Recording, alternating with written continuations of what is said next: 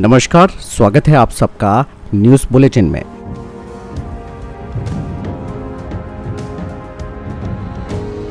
G20 Mumbai में शुरू हुई ऊर्जा परिवर्तन कार्यकारी समूह की तीसरी बैठक। गृह मंत्री अमित शाह ने मणिपुर के मुख्यमंत्री मैतेई और कुकी समुदाय के लोगों के साथ बैठक की। प्रधानमंत्री नरेंद्र मोदी ने आज 71,000 नवनियुक्त युवाओं को सौंपा नियुक्ति पत्र। प्रधानमंत्री ने रक्षा मंत्रालय की ओर से 928 वस्तुओं की आयात की मंजूरी को सकारात्मक विकास बताया। जम्मू कश्मीर में आतंक के लिए धन उपलब्ध कराने के मामले में कई स्थानों पर NIA के छापे। भारत और बांग्लादेश ने लॉन्च किया 50 स्टार्टअप एक्सचेंज प्रोग्राम। मुंबई में भारत की G20 अध्यक्षता के तहत तीसरी ऊर्जा परिवर्तन कार्यकारी समूह की बैठक चल रही है।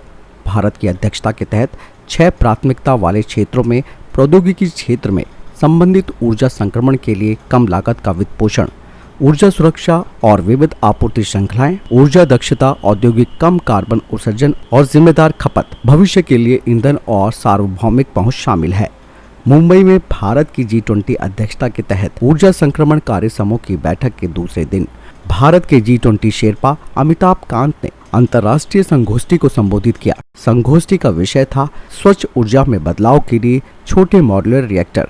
वीडियो कॉन्फ्रेंसिंग के माध्यम से सत्र को संबोधित करते हुए श्री कांत ने कहा कि परमाणु ऊर्जा जलवायु परिवर्तन से जुड़ी चुनौतियों का सामना करने में मददगार होगी। गृह मंत्री अमित शाह ने मणिपुर में शांति बहाली के लिए उठाए गए कदमों की समीक्षा के लिए राज्य के मुख्यमंत्री मैतेई और कुकी समुदाय के लोगों और अन्य हितधारकों के साथ कई दौर की बैठक की। उन्होंने रविवार को नई दिल्ली में मणिपुर के मुख्यमंत्री N बीरेन सिंह, उनके मंत्रिमंडल के 4 सदस्यों और एक राज्यसभा सांसद के साथ बातचीत की। बाद में श्री शाह ने मैतेई और कुकी समुदाय के प्रतिनिधियों से भी मुलाकात की। कल भी गृह मंत्री ने कुकी समुदाय के प्रतिनिधियों के साथ बैठक की। इन बैठकों के दौरान श्री शाह ने मणिपुर में 2 समुदायों के बीच हिंसा के बाद शांति स्थापित करने के लिए उठाए गए कदमों की समीक्षा की। उन्होंने हिंसा करने वालों के विरुद्ध कठोर कार्रवाई करने का निर्देश दिया और केंद्र सरकार की ओर से शांति बहाली के लिए पूर्ण सहायता और समर्थन देने का आश्वासन दिया। गृह मंत्री ने ये भी आश्वासन दिया कि सरकार राज्य के विभिन्न समुदायों को सुरक्षा प्रदान करने के लिए सभी कदम उठाएगी। अमित शाह ने सभी पक्षों के बीच विचार विमर्श करने और शांति संदेश देने पर जोर दिया। उन्होंने कहा कि सभी को न्याय मिलना चाहिए।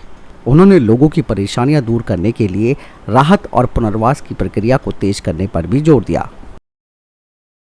प्रधानमंत्री नरेंद्र मोदी ने आज 71,000 नवनियुक्त युवाओं को वीडियो कॉन्फ्रेंसिंग के माध्यम से नियुक्ति पत्र सौंपे। ये नियुक्ति पत्र देश भर में 45 जगहों पर लगे रोजगार मेलों में दिए गए।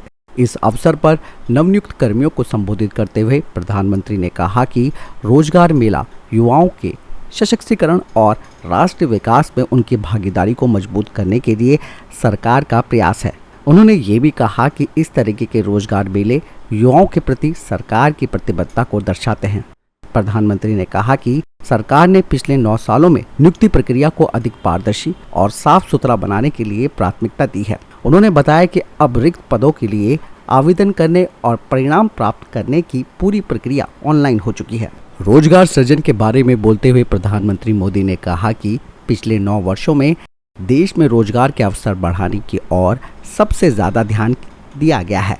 उन्होंने ये भी कहा कि आधुनिक बुनियादी ढांचे का निर्माण करना हो या ग्रामीण विकास, सरकार की हर योजना और नियुक्ति युवाओं के लिए रोजगार पैदा करने का काम कर रही है। प्रधानमंत्री ने बताया कि पिछले 9 वर्षों में रोजगार की प्रगति बड़ी तेजी से बदली है और बदली हुई परिस्थितियों में युवाओं के लिए नए क्षेत्र उभरे हैं तथा केंद्र सरकार निरंतर इन क्षेत्रों में युवाओं की मदद के लिए काम कर रही है।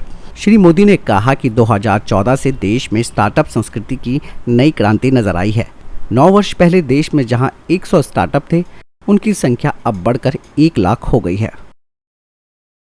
प्रधानमंत्री नरेंद्र मोदी ने रणनीतिक रूप से महत्वपूर्ण 928 लाइन रिप्लेसमेंट यूनिट्स, उप प्रणालियों, कलपुर्जों और उपकरणों की चौथी सकारात्मक स्वदेशीकरण सूची को रक्षा क्षेत्र के लिए एक सकारात्मक विकास करार दिया है। इसे रक्षा मंत्रालय के द्वारा स्वीकृति प्रदान की गई थी।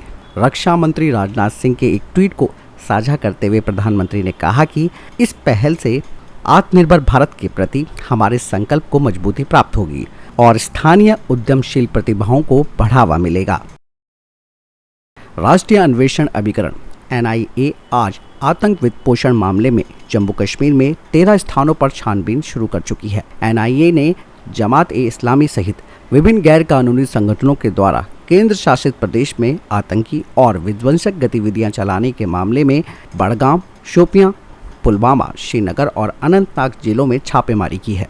इससे पहले 11 मई को NIA ने बड़गाम और बारामूला में छानबीन की थी। 4 मई को जम्मू कश्मीर के 16 स्थानों पर छापे मारे गए थे। NIA प्रतिबंधित जमात-ए-इस्लामी की अलगाववादी और विघटनकारी गतिविधियों से जुड़े मामलों में केंद्र शासित प्रदेश में आतंकवाद के लिए धन उपलब्ध कराने के नेटवर्क को ध्वस्त करने के लिए निरंतर प्रयास कर रही है। जमात को आतंक वित्त पोषण के मामले में 28 फरवरी 2019 को प्रतिबंधित कर दिया गया था। भारत और बांग्लादेश के बीच 50 स्टार्टअप्स के आदान प्रदान कार्यक्रम के तहत 10 स्टार्टअप कंपनियों का पहला समूह 8 से 12 मई तक भारत की 5 दिवसीय सफल यात्रा के बाद ढाका लौट गया है। ये स्टार्टअप कई अलग अलग क्षेत्रों से आते हैं।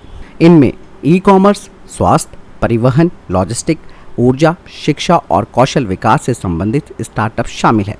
इस कार्यक्रम के तहत बांग्लादेश के 50 स्टार्टअप्स और भारत के 50 स्टार्टअप एक दूसरे के देश में यात्राएं करेंगे और साझा सहयोग को विस्तार देंगे।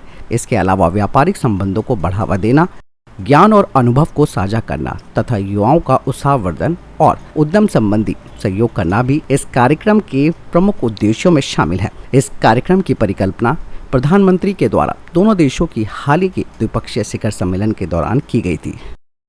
फिलहाल के लिए दोस्तों इस ऑडियो बुलेटिन में इतना ही। मिलता हूँ नए ऑडियो बुलेटिन के साथ। नमस्कार।